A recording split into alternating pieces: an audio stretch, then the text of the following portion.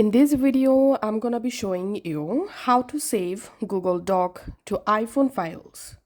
Go to your Google Docs app and find out the document that you want to save. Tap the three dot and here tap on Send a Copy.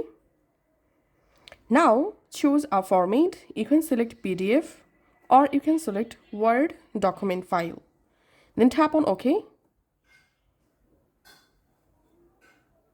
And now tap on Save to Files and select a location where you want to save the document file. I'm selecting on my iPhone and selecting this AR folder. Then tapping on Save and the document successfully saved. Now I'm going to Files app and just navigating to the folder.